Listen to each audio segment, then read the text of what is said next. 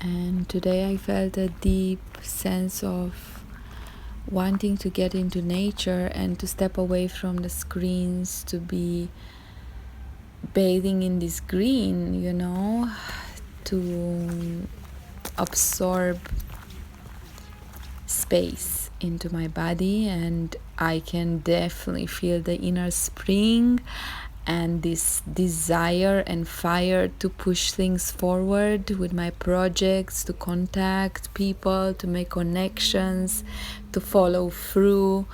There's definitely a lot of life force, and it felt so nice to sit by the river and have a bit of a picnic with myself, with raspberries and nice cup of chai.